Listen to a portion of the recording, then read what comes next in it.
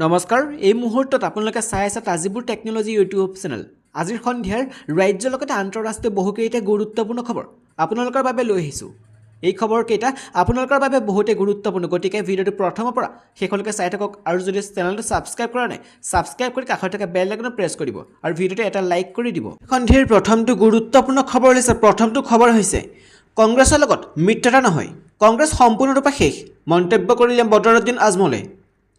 দিছপুৰৰ বিধায়ক আৱাসত এওডিএফৰ বৈঠকত উপস্থিত মৌলানা বদৰুদ্দিন আজমলৰ লগতে এওডিএফৰ সম্পাদক বিধায়কসকল ৰাজ্যসভাৰ নিৰ্বাচনৰ পিছত আজমলৰ উপস্থিতিত প্ৰথমবাৰৰ বাবে অনুষ্ঠিত হৈছে বৈঠক বিজেপিক উৎখাতৰ বাবে বিৰোধী নেতৃত্ব ল'বক এওডিএফে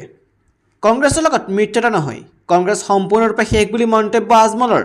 ৰিপুন বৰা দল ত্যাগত ব্যৰ্থিত বদৰুদ্দিন আজমলে কয় যে কংগ্ৰেছৰ লগত কিমানবাৰ বিয়া হয় কিমানবাৰ ডিভোৰ্স হয় ঠিক নাই কংগ্ৰেছে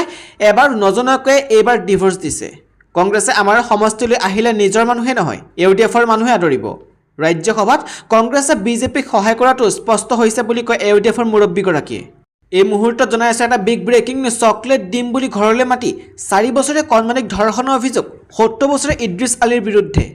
ধৰ্ষণকাৰীৰ বিৰুদ্ধে অসম আৰক্ষীৰ কঠোৰ অভিযান অব্যাহত থকাৰ সময়তে নগাঁও জিলা বটৰদবা আৰক্ষীৰ থানাৰ অন্তৰ্গত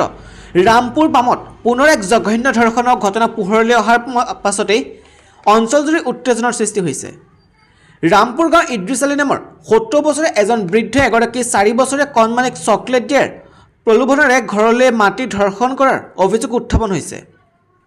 এই জঘন্য ঘটনা সন্দৰ্ভত ইতিমধ্যে ভুক্তভোগী শিশুটিৰ পৰিয়ালৰ লোকে বটৰদবা আৰক্ষীৰ ওচৰত এজাহাৰ দাখিল কৰিছে ভুক্তভোগী শিশুটিৰ পৰিয়ালৰ লোকে অভিযুক্ত ধৰ্ষণকাৰী ইদ্ৰিছ আলীক শীঘ্ৰে গ্ৰেপ্তাৰ কৰি ফাঁচি দিয়াৰ বাবে দাবী জনাইছে আনহাতে এই ঘটনা পোহৰলৈ অহাৰ পাছৰে পৰা বৰ্তমান সময়লৈকে পলাতক হৈ আছে অভিযুক্ত 70 বছৰীয়া ইদ্ৰিছ আলী অভিযুক্ত ইদ্ৰিছ আলীৰ বিৰুদ্ধে বটৰদবা আৰক্ষীয়ে পৰৱৰ্তী সময়ত কেনে ব্যৱস্থা গ্ৰহণ কৰে সেয়া লক্ষণীয় হ'ব উল্লেখযোগ্য যে অসমৰ মুখ্যমন্ত্ৰী হিমন্ত বিশ্ব শৰ্মাই ৰাজ্যত ধৰ্ষণকাৰী আৰু ড্ৰাগছ সৰবৰাহকাৰীৰ বিৰুদ্ধে অসম আৰক্ষীৰ বৰ্তমানৰ কঠোৰ কাৰ্যপন্থী পদ্ধতি অব্যাহত থাকিব বুলি ঘোষণা কৰাৰ পাছতো ৰাজ্যত এতিয়াও ধৰ্ষণকাণ্ড আৰু হত্যাকাণ্ডৰ দৰে ঘটনাৰ হ্ৰাস পোৱা পৰিলক্ষিত হোৱা নাই নিৰ্বাচনী বিধি উলংঘন মুখ্যমন্ত্ৰী হিমন্ত বিশ্ব শৰ্মাৰ বিৰুদ্ধে তদন্তৰ নিৰ্দেশ অসম ৰাজ্যিক নিৰ্বাচন আয়োগে গুৱাহাটী পৌৰ নিগমৰ নিৰ্বাচনৰ প্ৰচাৰ সময়ত নিৰ্বাচনী বিধি উলংঘা কৰাৰ অভিযোগ মুখ্যমন্ত্ৰী হিমন্ত বিশ্ব শৰ্মাৰ বিৰুদ্ধে তদন্তৰ নিৰ্দেশ দিছে আঞ্চলিক দল অসম জাতীয় পৰিষদৰ অভিযোগৰ ভিত্তিত এই নিৰ্দেশনা দিয়া হৈছে অসম জাতীয় পৰিষদৰ কামৰূপ মহানগৰ জিলা সভাপতি সঞ্জীৱ বৰাই 18/4/2022 তাৰিখে দাখিল কৰা পত্ৰত মুখ্যমন্ত্ৰী হিমন্ত বিশ্ব শৰ্মাই গুৱাহাটী পৌৰ নিগমৰ নিৰ্বাচন প্ৰচাৰৰ সময়ত নিৰ্বাচনী বিধি ভংগৰ অভিযোগ আনিছিল আৰু তাৰ ওপৰত ভিত্তি কৰি অসম ৰাজ্যিক নিৰ্বাচন আয়োগৰ সচিবে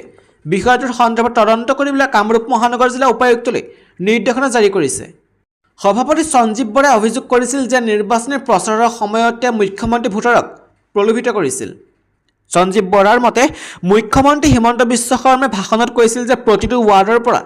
1000 পৰিয়ালসমূহক অৰুণোদয় আঁচনি হিতাধিকাৰী তালিকাত অন্তৰ্ভুক্ত কৰা হ'ব আনহাতে যদি তেওঁলোকে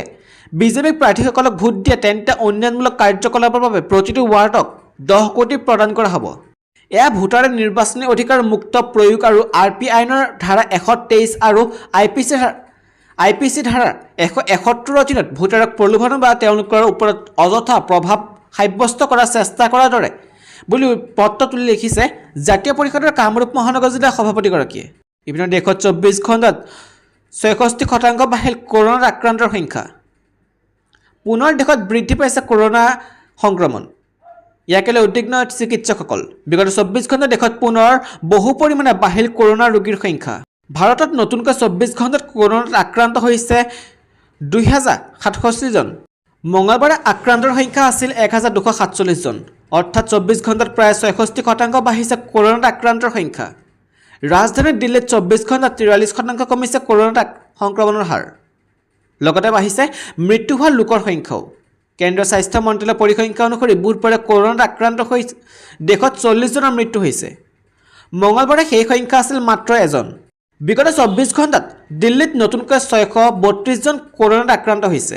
উদ্বেগ বাঢ়িছে চিকিৎসকসকল কেৰালাতো দৈনিক আক্ৰান্তৰ সংখ্যা প্ৰায় 500 হৈছেগৈ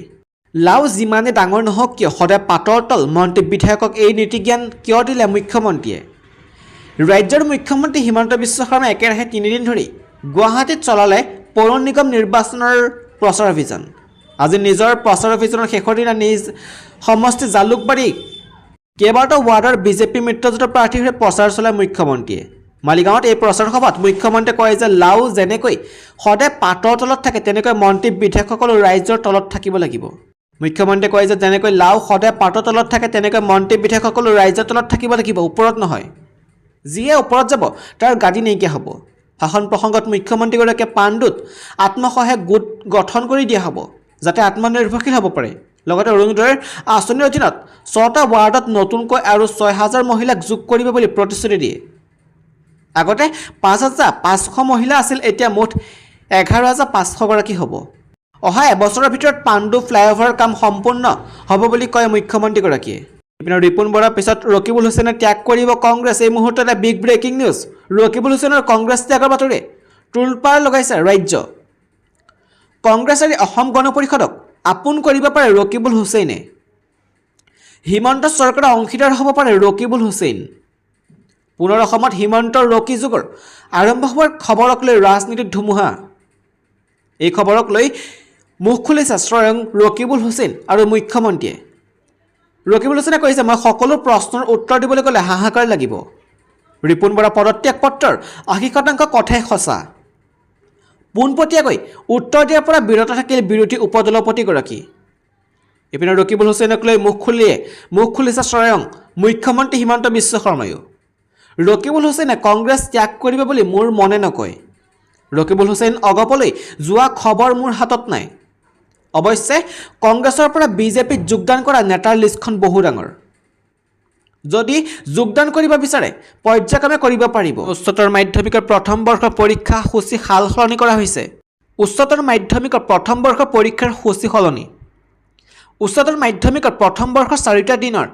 6টা বিষয় পৰীক্ষা নতুন সময়সূচী ঘোষণা কৰা আজি 18 এপ্ৰিল তাৰিখে সময় সালসলনি হোৱাৰ বিষয়ত কেইটা ইংৰাজী বিহু গণিত আৰু একেটা দিনতে অনুষ্ঠিত হ'ব লগা অৰ্থনীতি ভূগোল আৰু সংগীত সলনি হোৱা দিন কেইটা হৈছে 4 মে'ত অনুষ্ঠিত হ'বলগীয়া ইংৰাজী পৰীক্ষা অনুষ্ঠিত হ'ব 30 মে'ত 4 মে' সলনি বিহু বিষয়ৰ পৰীক্ষা অনুষ্ঠিত হ'ব 30 মে'ত পিছবেলা 19 মে'ৰ অৰ্থনীতি ভূগোল আৰু সংগীতৰ পৰীক্ষা হ'ব 31 মে'ৰ আগবেলা 19 মে'ৰ গণিত পৰীক্ষা অনুষ্ঠিত হ'ব 31 মে'ত পিছবেলা আগবেলা সময় পুৱা 9 বজাৰ পৰা 12 বজালৈ আৰু পিছবেলাৰ পৰীক্ষা অনুষ্ঠিত হ'ব বিয়লি 1:30 পৰা 4:30 ৰিপুন বৰাক এছামে বহুত জ্বলালে ৰিপুন বৰাৰ পত্ৰত প্ৰতি মোৰ 80% সমৰ্থন আছে ৰিপুন বৰা দল ত্যাগক লৈ ৰকিবুল হুছেইন ৰিপুন বৰা পত্ৰৰ প্ৰতি মোৰ 80% সমৰ্থন আছে ৰিপুন বৰাই কংগ্ৰেছৰ বাবে বহু ত্যাগ কৰিছিল কিন্তু মোৰ পুলকক মাৰি পলায়ন কৰাটো ভুল ৰিপুন বৰাক এছামে বহুত জ্বলালে তেওঁ সেয়া সহ্য কৰিব নোৱাৰি পলায়ন কৰিলে কিন্তু পলায়ন কৰাটো ভুল যুঁজিব লাগিছিল মই দলৰ নিষ্ঠাবান যুঁজাৰু হোৱাৰ বাবে বহু কথা ৰাজহুৱা কৰিব বিচৰা নাই দলৰ শৃংখলা মই মানি চলো ৰিপুন বৰাৰ সমৰ্থনত থিয় হৈ প্ৰাক্তন মন্ত্ৰী তথা বিৰোধী দলৰ উপদলপতি ৰকিবুল হুছেইনে আজি নগাঁৱৰ বাসগৃহত এনেদৰে মন্তব্য কৰে ৰকিবুল হুছেইনে লগতে কংগ্ৰেছৰ একাংশ নেতাক কটাক্ষ কৰি কয় যে ৰিপুন বৰাৰ দল ত্যাগ কংগ্ৰেছক যথেষ্ট ক্ষতিগ্ৰস্ত কৰিব যিসকলে কৈছে ৰিপুন বৰাৰ দল ত্যাগে কোনো ক্ষতি নকৰে সেইসকলক একো নাজানে আনহাতে ৰকিবুল হুছেইনে লগতে কয় যে ৰিপুন বৰাই কংগ্ৰেছৰ শীৰ্ষ নেতৃত্ব অৰ্থাৎ ৰাষ্ট্ৰীয় নেতৃত্বৰ প্ৰতি অভিযোগ অনা নাই কিন্তু এছামে ৰিপুন বৰাক বহু জ্বলাইছিল বৰ্তমান ৰমজান মাহ চলি আছে সেয়ে ৰোজা ৰাখি অলপ দুৰ্বল হৈ আছোঁ কিন্তু আপোনালোকৰ পিছতো লগ পাই থাকিম সময়ত সকলো কম তৰুণ গগৈ আৰু হিমন্ত বিশ্ব শৰ্মাৰ মাজৰ সংঘাতৰ আঁৰৰ মানুহজনী আছিল ৰিপুন বৰাক অত্যন্ত স্বাৰ্থপৰ আখ্যা আব্দুল ৰছিদ মণ্ডলৰ সকলোকে আচৰিত কৰি দেওবাৰে তৃণমূল কংগ্ৰেছত যোগদান কৰিলে অসম প্ৰদেশ কংগ্ৰেছৰ প্ৰাক্তন সভাপতি ৰিপুন বৰাই কংগ্ৰেছ ত্যাগ কৰাৰ পিছতেই ধুমুহা বলিছে ৰাজ্যৰ ৰাজনীতিত বিজেপিৰ মতে কংগ্ৰেছে ৰাজনৈতিকভাৱে হত্যা কৰিলে ৰিপুন বৰাক আনহাতে কংগ্ৰেছ দলেও এতিয়া ৰিপুন বৰাৰ বিৰুদ্ধে আনিছে ইটোৰ পিছত সিটো বিস্ফোৰক অভিযোগ এইবাৰ ৰিপুন বৰাৰ বিৰুদ্ধে বিস্ফোৰক অভিযোগ আনিছে কংগ্ৰেছী বিধায়ক আব্দুল ৰছিদ মণ্ডলে কয় যে ৰিপুন বৰা অত্যন্ত স্বাৰ্থপৰ ব্যক্তি তৰুণ গগৈ আৰু হিমন্ত বিশ্ব শৰ্মাৰ মাজত মত বিৰোধ সৃষ্টি কৰাৰ আঁৰৰ লোকসকলৰ মাজৰ এজন ৰিপুণ বৰা। হিমন্ত বিশ্ব থাকিলে মুখ্যমন্ত্ৰী হ'ব নোৱাৰিম বুলি ভাবিয়ে তেওঁ সংঘাত লগাইছিল। পঞ্চায়ত বিধানসভা টিকটৰ নামত ধনৰ লেনদেনৰ যিবোৰ আলোচনা হৈছিল সেই পৰিৱেশ ৰিপুণ বৰা কাৰ্যকালত আৰম্ভ হৈছিল। তৰুণ গগৈ ভুৱনেশ্বৰ কলিতা সভাপতি হৈ থাকোঁতে ধনৰ লেনদেনৰ কথা আলোচনা কৰিবলৈ কোনেও সাহস কৰা নাছিল। কিন্তু ৰিপুণ বৰাৰ দিনত টকা পইচাৰ কথা মুকলিকৈ আলোচনা কৰাৰ বাবে 21ত হাৰিছিল কংগ্ৰেছ। অসমত 1 নম্বৰ হোৱা তাৰণাত ৰিপুণ বৰা TMCলৈ গৈছে। কাৰণ হিন্দু বেংগলী সুস্মিতা দেৱ অসমত TMCৰ 1 নম্বৰ মানুহ হ'ব নোৱাৰে, এনেদৰে কয় আব্দুল ৰছিদ মণ্ডলে। AJP আপ ৰাতিৰ ভিতৰতে জন্ম হোৱা পাৰ্টি, সেইবোৰক ভোট দিয়াতকৈ পইতা ভাত খাই শুই থকাই ভাল। GMC নিৰ্বাচনৰ প্ৰচাৰ সভাত মুখ্যমন্ত্ৰী হিমন্ত বিশ্ব শৰ্মাই মন্তব্য কৰিছে। জোৰদাৰ গতিত চলিছে গুৱাহাটী পৌৰ নিগমৰ নিৰ্বাচনৰ প্ৰচাৰ অভিযান। শাসক বিৰোধীৰ প্ৰতিটো দলেই ৱাৰ্ডে ৱাৰ্ডে চলাইছে প্ৰচাৰ অভিযান। প্ৰচাৰৰ ক্ষেত্ৰত একেবাৰে শীৰ্ষত আছে BJP দল। শেহতীয়াকৈ মুখ্যমন্ত্ৰী হিমন্ত বিশ্ব শৰ্মা নামিছে পৌৰ নিগমৰ নিৰ্বাচনৰ প্ৰচাৰ অভিযানত। সোমবাৰে মুখ্যমন্ত্ৰী শৰ্মাই নিৰ্বাচনী প্ৰচাৰ চলাই আক্ৰমণৰ লক্ষ্য কৰি লয় আম আদমি পাৰ্টিক। মুখ্যমন্ত্ৰী শৰ্মাই কয় যে আম আদমি পাৰ্টিয়ে যিমান কাম কৰিছে তাতকৈ 10 গুণ বেছি কাম মই কৰিছোঁ। মই যাৰ লগত হ'লেও ডিবেট কৰিবলৈ সাজু আছোঁ।